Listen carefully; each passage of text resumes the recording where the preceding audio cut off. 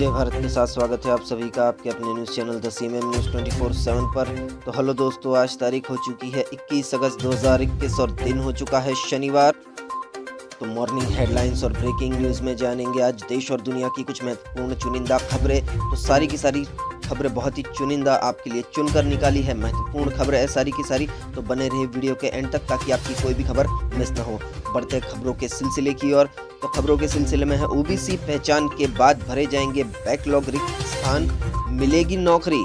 और तिब्बत से खबर आ रही है, तिब्बत में चीन की दादागिरी, तिबेटियों को जबरन चीनी बोलने और लिखने का आदेश किया है चीन के प्रधानमंत्री की तरफ से। वही मानसून की बात करें तो दक्षिण गुजरात में मानसून सक्रिय हो चुका है, वलसाड़ पानी से हो चुका है लबालब। उसी के साथ जानेंगे मौसम का हाल, कैसा रहेगा भारत के मौसम का पूर्वानुमान। तो बढ़ते हैं पहली खबर की ओर।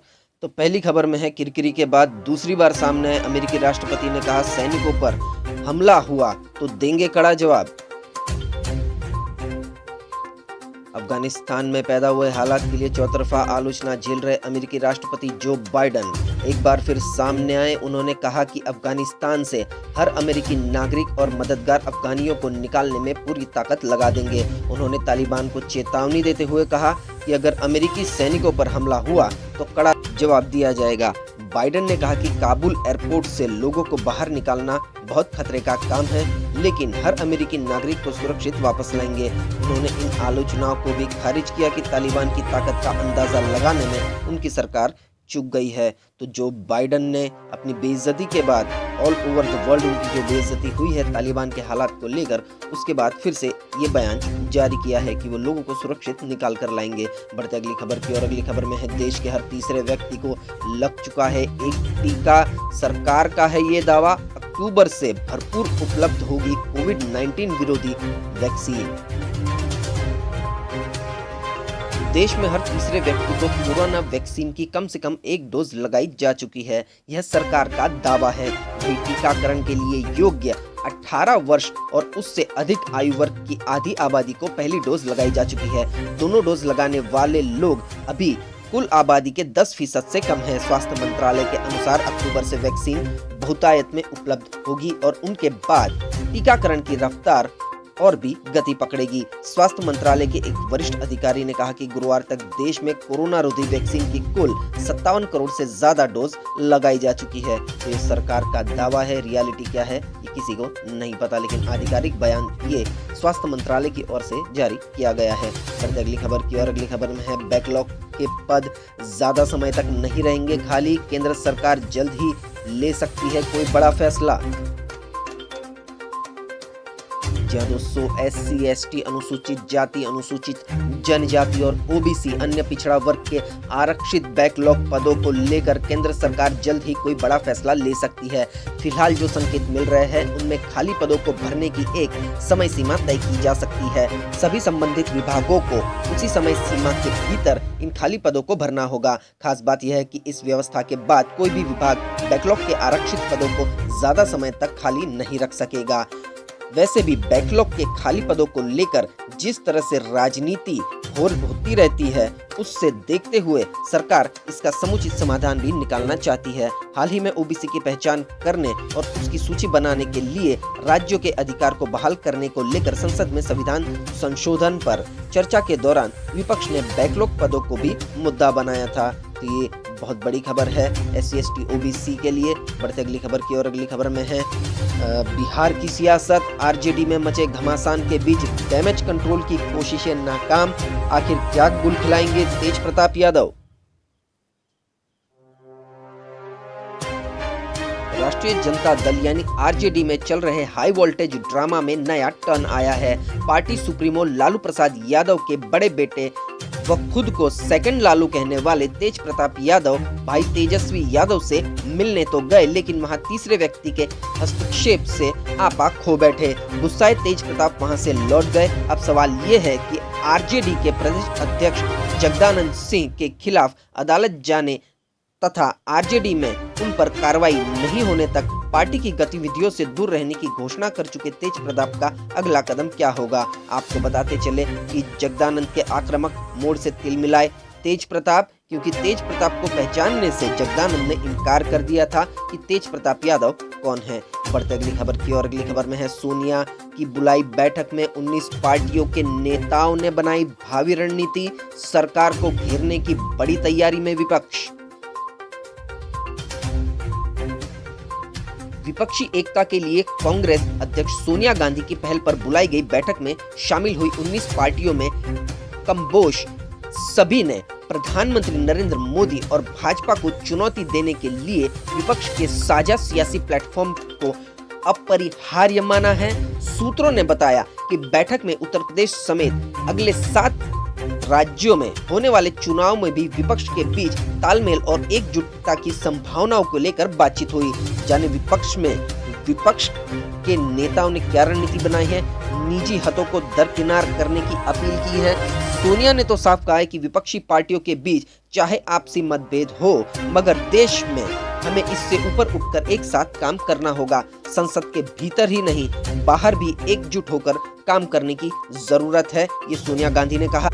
तो कहीं ना कहीं अब पूरा विपक्ष एक होकर बीजेपी को हराने की रणनीति बना रहा है। बढ़ते अगली खबर की और अगली खबर में है IRCTC का नाम लेकर कोई फोन करे तो हो जाइए सावधान, आपका बैंक खाता हो सकता है खाली। जी हाँ दोस्तों, अगर आपके पास IRCTC रिफंड के लिए किसी नंबर से फोन आता है तो उसके द्वारा रिफंड प्राप्त करने के लिए कोई फॉर्म फिल करने को कहा जा सकता है, तो सावधान हो जाइए क्योंकि यह एक प्रकार का फ्रॉड कॉल है। अगर आपने इस कॉल पर दिए गए निर्देश के अनुसार कोई फॉर्म फिल किया तो आपके बैंक अकाउंट से भी रुपए निकाले जा सकते हैं। अपने ट्विटर हैंडल के जरिए एक शिकायत का जवाब देते हुए IRCTC ने यह बात की जानकारी दी है कि एक यूजर के द्वारा IRCTC के ट्विटर हैंडल पर शिकायत करते हुए लिखा गया कि मुझे इस नंबर से कॉल प्राप्त हुई थी, जो नंबर आप स्क्रीन पर देख सकते हैं, जिसमें कॉल करने वाले की तरफ से IRCTC के अधिकारी होने का दावा किया गया है और उसकी तरफ से एक लिंक भी भेजा गया था। उस लिंक पर क्लिक करने के बाद और फॉर्म फिलअप करने के बाद इस धारक के खाते में से कुछ रकम कट भी चुकी है। तो इसके मुताबिक IRCTC ने रिफंड के लिए कोई अगर आपको कॉल आता है तो उसको फ्रॉड करार दिया है। बढ़ते अगली खबर की और अगली खबर में है चिंताजनक स्थिति, टीके के बाद भी संक्रमण के सबसे ज्यादा केस डेल्टा वेरिएंट के, रोज मिल रहे 30,000 से ज्यादा मामले। कोरोना महामारी की दूसरी लहर में भारी तबाही मचाने वाला डेल्टा वेरिएंट आज भी चिंता का कारण बना हुआ है। टीके के बाद संक्रमण यानी बैक थ्रू इन्फेक्शन के सबसे ज्यादा मामले डेल्टा वेरिएंट के ही मिले हैं। वर्तमान समय में भी प्रतिदिन संक्रमण के 30,000 से ज्यादा मामले मिल रहे हैं। इनमें भी ज्यादातर मामले डेल्टा वेरिएंट के ही है। भारतीय सोर्स COV2 जीनोमिक्स कंसोर्टियम ने वेरिएंट ऑफ कर्सन और वेरिएंट ऑफ इंस्टेंट का पता लगाने के लिए 30,230 नमूनों की जीनोम सीक्वेंसिंग की थी, जिसमें 20,324 मामले डेल्टा वेरिएंट के पाए गए। आपको बता दें कि वैक्सीन का प्रभाव कम करता है डेल्टा वेरिएंट।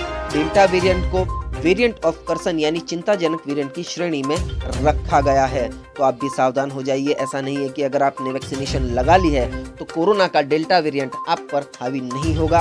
हालांकि ये वेरिएंट ऐसा है, अगर आपने 2 वैक्सीनेशन भी ली है फिर भी ये वैक्सीनेशन के प्रभाव को कम करता है और अपना असर दिखाकर शरीर को बीमार से बहुत बीमार बना सकता है। बढ़ते अगली खबर की और अगली खबर में है बच्चों के लिए देश को मिला पहला टीका, जायडस कैडिला की 3 डोज वाली वैक्सीन को मिली मंजूरी। तो देश के बच्चों के लिए पहली कोरोना रोधी वैक्सीन मिल गई है। भारत के दवा महानियंत्रक ने जायडस कैडिला की 3 डोज वाली कोरोना रोधी जाइकोव-डी वैक्सीन के इमरजेंसी इस्तेमाल को मंजूरी दे दी है। यह 12 साल के बच्चों से लेकर बड़ों को भी लगाई जाएगी।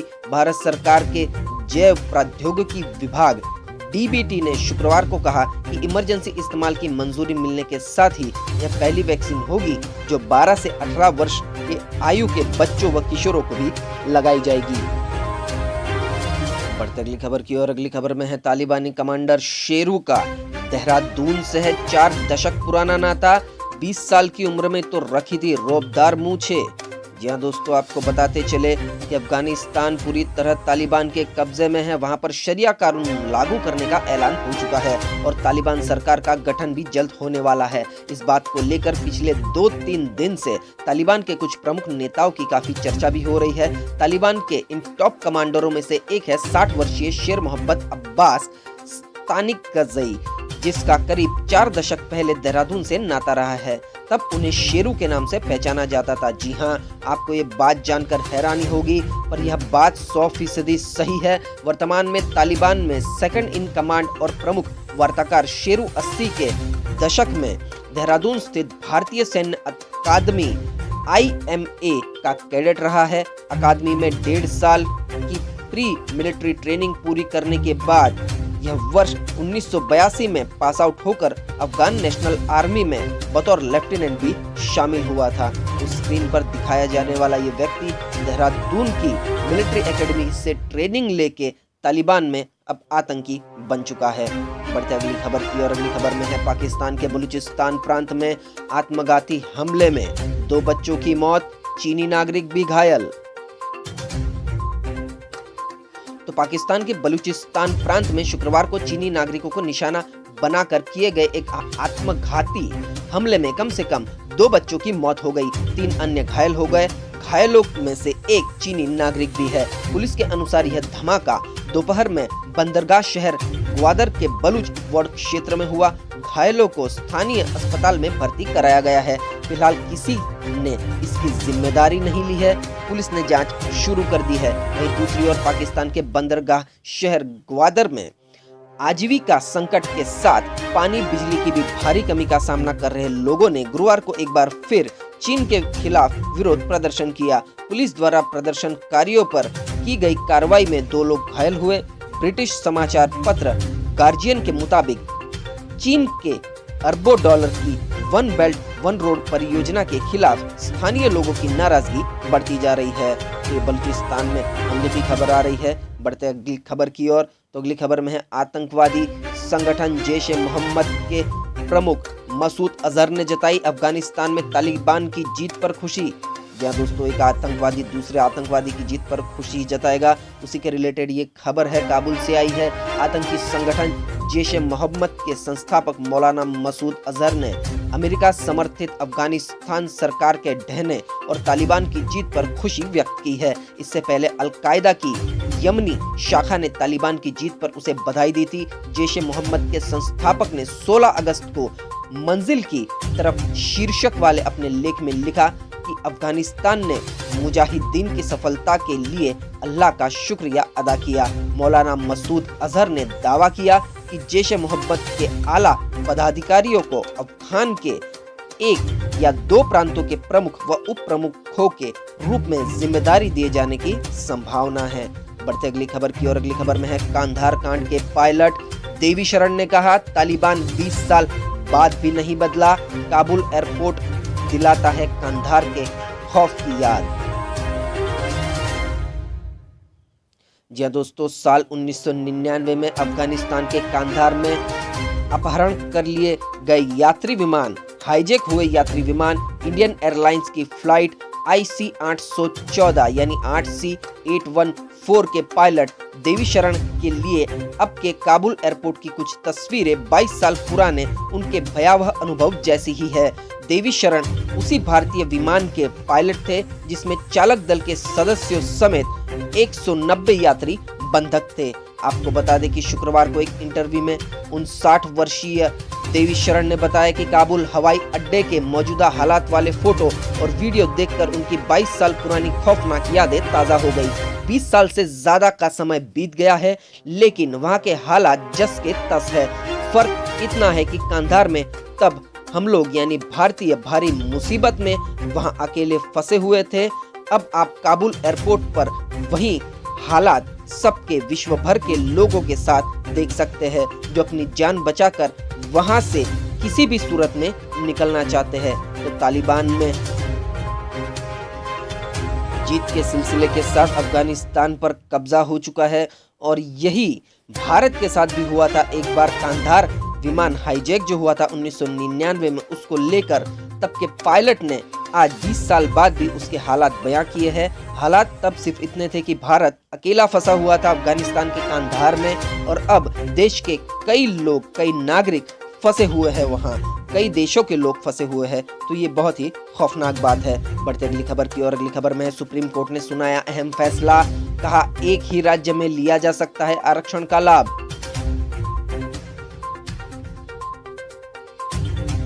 सुप्रीम कोर्ट ने आरक्षण के मामले में अहम फैसला सुनाते हुए कहा है कि राज्य बंटवारे के बाद आरक्षित श्रेणी में आने वाला व्यक्ति दोनों में से किसी भी राज्य में आरक्षण के लाभ का दावा कर सकता है, लेकिन वह दोनों राज्यों में आरक्षण का दावा नहीं कर सकता। सुप्रीम कोर्ट ने झारखंड मामले में यह फैसला सुनाया है। सुप्रीम कोर्ट ने झारखंड हाई कोर्ट का 24 फरवरी 2020 का फैसला रद्द कर दिया और यह फैसला सुनाया है कि अगर राज्य का बंटवारा होता है तो उसकी श्रेणी में आने वाले लोग किसी एक राज्य में आरक्षण के लिए दावा कर सकते हैं। बढ़ते अगली खबर की ओर। अगली खबर है जम्मू कश्मीर से। जानिए क्यों जम्मू कश्मीर में भाजपा कार्यकर्ताओं की पृष्ठभूमि की सीआईडी जांच करेगी। जहां दोस्तों, एक सरपंच के हथियारों संग पकड़े जाने के बाद भारतीय जनता पार्टी ने कथित तौर पर पुलिस प्रशासन से दक्षिण कश्मीर के कुलगाम व उसके साथ सटे इलाकों में सक्रिय अपने 1,500 कार्यकर्ताओं की पृष्ठभूमि की सीआईडी जांच के लिए कहा है।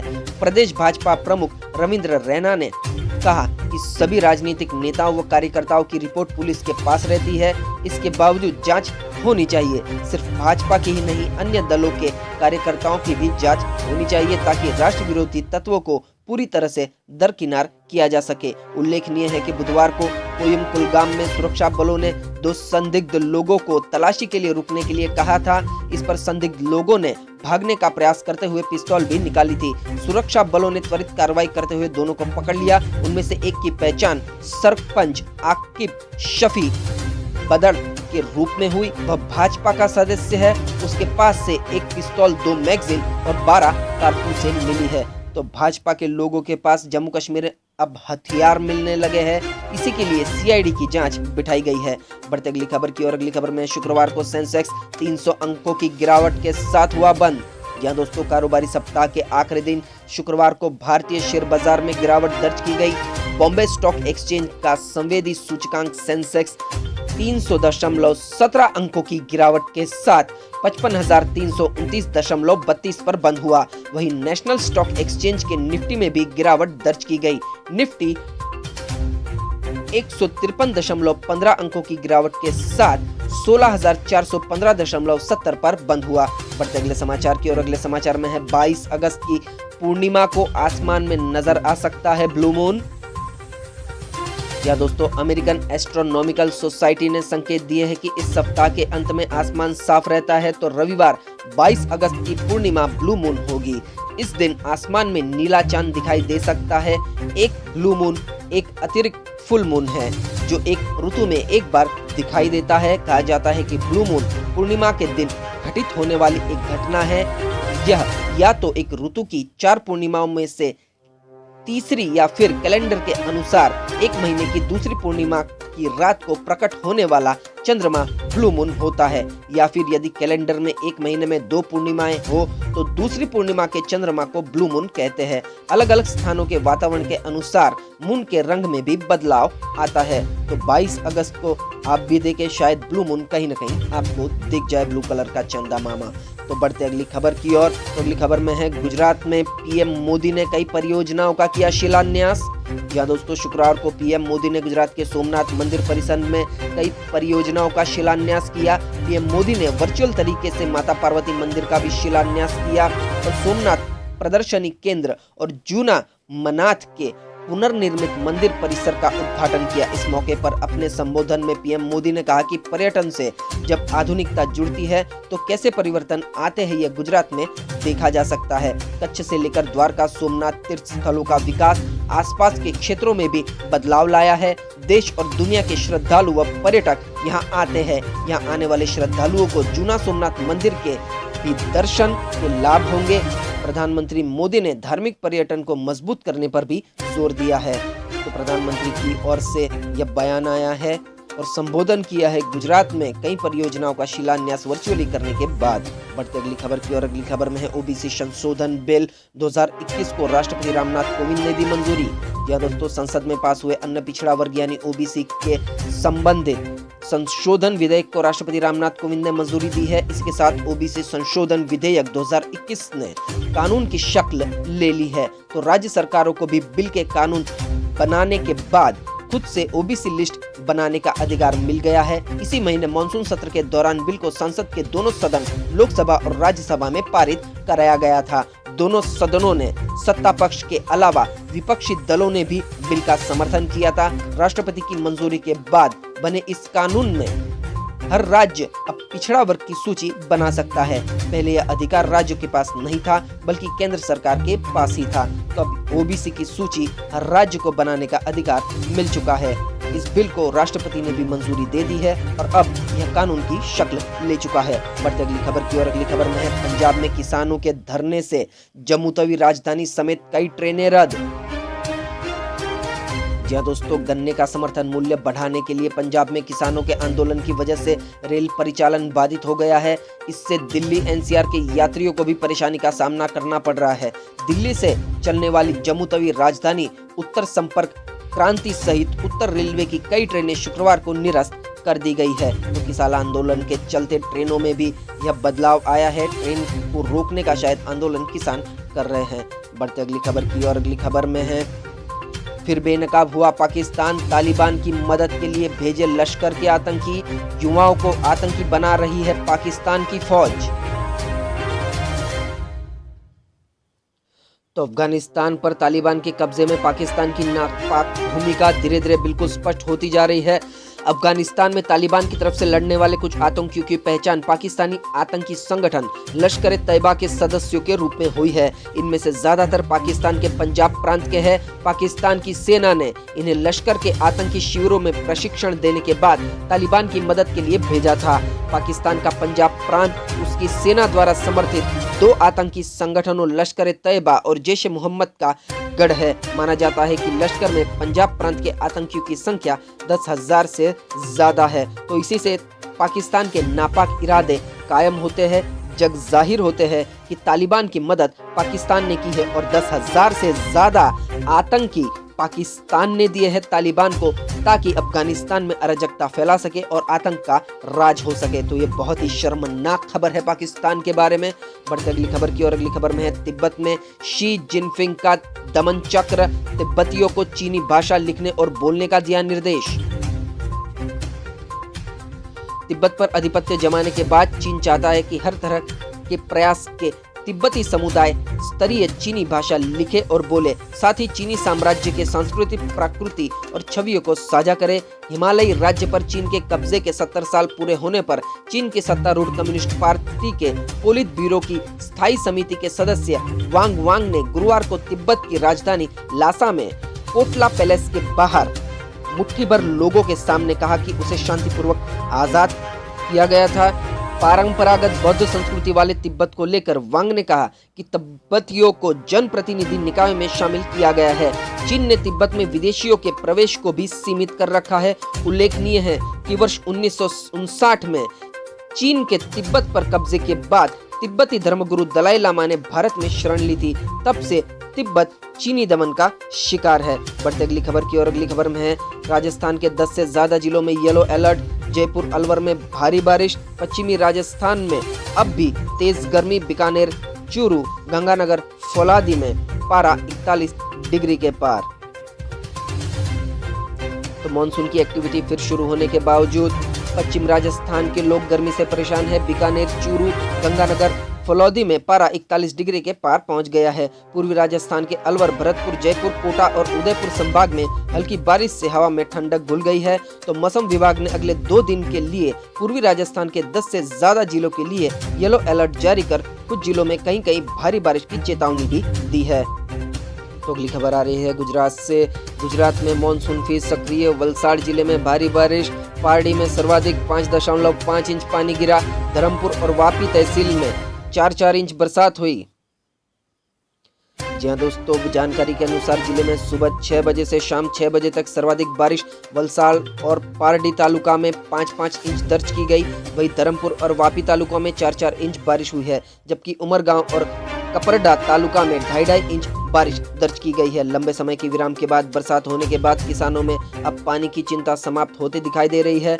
वलसाड़ जिले में सुबह 6 बजे से लेकर शाम 6 बजे तक बारिश हुई है। आंकड़ों के अनुसार पारडी में 125 मिलीमीटर, वलसाड़ में 124 मिलीमीटर, धर्मपुर में 97 मिलीमीटर, वापी में 97 और उमरगांव में 60 मिलीमीटर और कपरडा में 58 मिलीमीटर बारिश दर्ज की गई है। जिले में अनवरत बारिश के चलते किसानों में खुशी की लहर देखने को मिली है। तो अब जानते हैं मौसम की जानकारी। कैसा रहेगा पूरे भारत के मौसम का पूर्वानुमान। तो अगले 24 घंटे के दौरान उत्तराखंड, उत्तर प्रदेश, बिहार, पश्चिम बंगाल, सिक्किम, मध्य प्रदेश के कुछ हिस्सों, पूर्वोत्तर राजस्थान, विदर्भ के कुछ हिस्सों, मराठवाड़ा, तेलंगाना, तटीय आंध्र प्रदेश और दक्षिण गुजरात के कुछ हिस्सों में हल्की से मध्यम बारिश के साथ कुछ स्थानों पर भारी बारिश संभव है। तेलंगाना, उड़ीसा, हरियाणा, पंजाब, दिल्ली, रायलसीमा, तमिलनाडु और हिमाचल प्रदेश के कुछ हिस्सों में हल्की से मध्यम बारिश के साथ 1-2 स्थानों पर तेज बारिश हो सकती है। अंडमान और निकोबार द्वीप समूह, लक्षद्वीप, दक्षिण आंतरिक कर्नाटक, तटीय कर्नाटक और केरल में हल्की से मध्यम बारिश संभव है। स्काईमेट वेदर के अनुसार छत्तीसगढ़, जम्मू कश्मीर, पूर्वी राजस्थान और सौराष्ट्र और कच्छ में हल्की बारिश हो सकती है। तो इसी के साथ आज के मॉर्निंग हेडलाइंस यही समाप्त होते हैं। वीडियो को पूरा देखने के लिए आप सभी का बहुत बहुत धन्यवाद। आज की सारी महत्वपूर्ण खबरों के लिए, देश और दुनिया की खबरें आपने देखी, इसके लिए आपका बहुत बहुत धन्यवाद। अगली खबरों के लिए सब्सक्राइब कीजिए द CMM न्यूज़ 24/7 को और बेल आइकन को भी प्रेस कर दीजिए, ताकि हर रोज की सबसे बड़ी चुनिंदा जेन्युइन खबरें सबसे पहले आपके मोबाइल पर मिल जाए। तो मिलते हैं अगले न्यूज अपडेट के साथ। आपका दिन खुशनुमा रहे। Thank you, take care, good bye, जय भारत।